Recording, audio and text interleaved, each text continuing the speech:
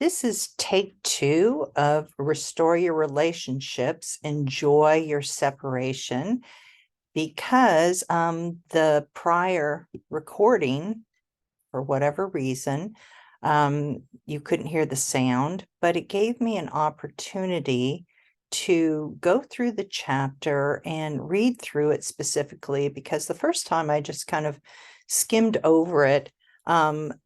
It is one of my favorite books for sure. And this chapter, Enjoy Your Separation, is one that I rely on so much in my head when there is, for whatever reason, a rift between someone in my life that I love dearly and am unfortunately not close with them anymore. And I think all of us can relate to that and the feelings that we have and the need to try and fix things and mend things when most often there's a reason for it.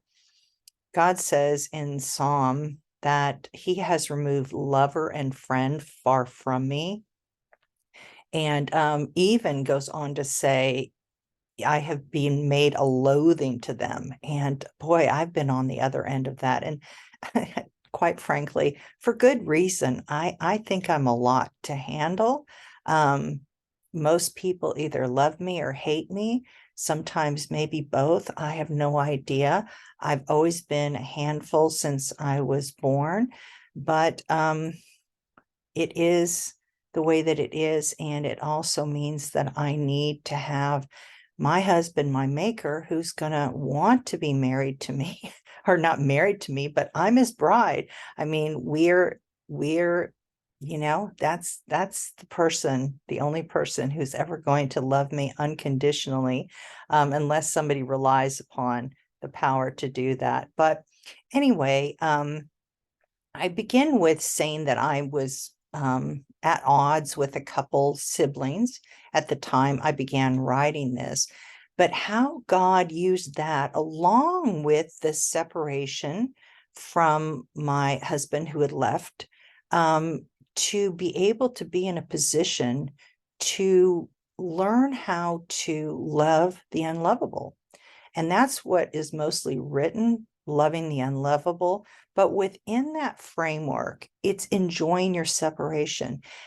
And ultimately, it's just enjoying and doing your best to enjoy whatever leg of the journey, whatever excursion on your journey. Our whole life is a journey. It says that we're sojourners, which means we're constantly moving, and because the fact that this isn't our home. Our home is not here on earth. It's in the afterlife.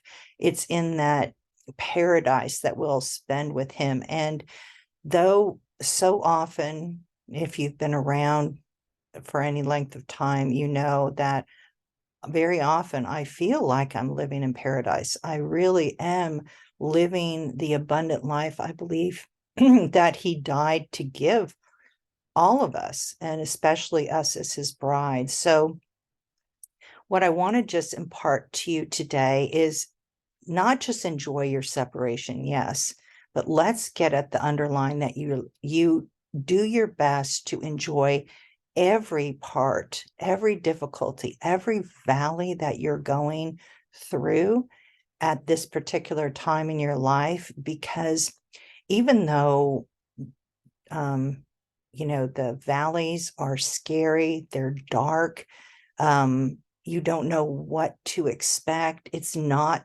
the journey or the that that trip, that vacation that you were hoping for, or that we choose to take. Nevertheless, it was designed especially for us for so many reasons. First and foremost is for us to have a greater relationship, a deeper relationship, a more intimate relationship with our husband, our maker. And not just so that we can feel like we live in paradise or live the abundant life. It is so that we can be used by him to minister to others. he left and came back to live within our hearts, and to use us so that he could be in more places at more time and using us. And we get to experience that firsthand. He'll use anyone, if you're willing and your heart is open, and often if your heart is broken. And that's what it took with this. I had two of my siblings who didn't want anything to do with me. My husband had walked out on me. And then I was faced with this trial of taking in my sister, who was very challenging, very difficult to get along with. And I, quite frankly, had no idea how to do that. But if you read the chapter, and I hope you do, that you will see what the love that we are giving to others who are unlovable, with the love that we are getting. We can't muster it up in ourselves. We can't manufacture it. We can't work hard enough. It's just not, it's going to be, mechanical. It won't be felt by anyone because it's manufactured. What we need is that direct line from the source. And the only way to do that often is by us being broken and being in great need and being thrown into situations that we, quite frankly, would not want, and certainly wouldn't choose ourselves. But nevertheless, that power of loving the unlovable is absolutely incredible. And I wanted to say here too, during a trip, and I do talk about traveling, one of my times when I was traveling, I spoke at a Portuguese church in Hamamatsu, Japan. I just was blown away that there was a Portuguese church and it was in Japan. And so while I was visiting my brother who lives there, I went and spoke at the church. And on the way there, I was asking my husband, my maker, okay, I have no idea what I'm going to speak at. I don't even know why I'm going there, but nevertheless. And ultimately, I spoke about loving the unlovable. It was easier to do because I did have a translator. So I said something in English. She took the time to translate. She is the one who translated the Restore Your Marriage book into Portuguese. And at some point, I noticed that the pastor was not just crying, he was weeping. And then he went on to take up an offering, which I asked him, please don't do. That was one thing that I heard the Lord specifically say, don't accept any money. Come to find out, I'm going to give you the shorter version, which I'm shocked that I can even attempt this, because I usually have a very long, drawn out version of this same story. But in the end, even though the message was moving and he said that and it touched his heart, it began to open his heart. But also because it was so powerful, he was convicted because I guess he confessed to me through the interpreter that he was weeping because when he did give me this big giant bag of money and I returned it to him and said, no, I can't take this.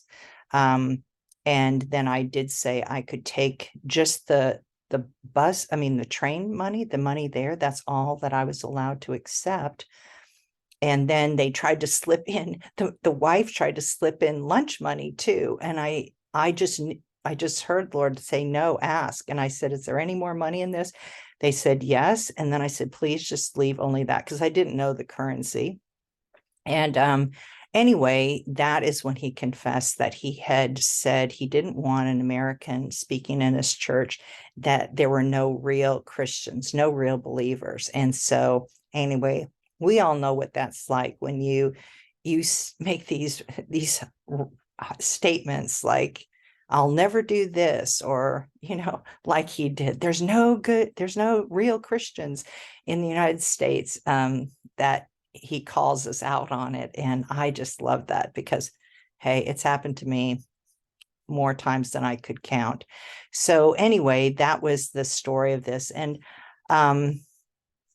I just want to conclude with, as I'm going through this, it is so amazing to me because all of this happened at a time, and that we went all of the way through this. And then during another situation when I was separated from my entire family and I was living in Europe for a time, when I didn't want to be in Europe, I didn't want to be living abroad. I wanted to be in my own country. I wanted to be by my family, but I was there. Then the opportunity presented itself for me to actually fly my sister to Ireland. And you may have already seen, I posted the video of her enjoying Ireland, because that was her ultimate dream and desire, was to go to Ireland. So before, she was not able to travel and get around. God provided that again through me, only because I'm a willing vessel, and I'm certainly one that have nothing in myself to offer, except offering me and my brokenness. And that is the way we are called to minister, is through our brokenness, through our lack, through our dependence on the Lord and everything he gives us. And so if you're in that and you're going through a separation, just look around, be open, and in that state, you're going to find incredible opportunities he's going to provide. Maybe not huge ones, but even each little one, you have no idea how that can affect the life of that person he calls you to minister to. Loving the unlovable could be one, or there could be many things he's calling you to do. But most importantly, enjoy your separation. Understand what it's being used for. Get rid of the guilt. There's other living lessons that have talk about that, because that's a way that the enemy will want to rob you of the blessing of it. But you really, really need to enjoy your separation. Look for the opportunities he's provided, because you'll never get that chance again. My sister has gone to be with the Lord, or is sleeping and waiting to be risen up, because she had faith like a little child. And so there's no question about where she is or where she's going, because she has passed. But I would never have taken, any of that back. I'm just so grateful for all of that. Of course, I'm grateful for her, but and for this opportunity to share my heart with you. And I hope you will enjoy this. I hope you will share it with other people. And as I love to end my other videos, ladies, be encouraged.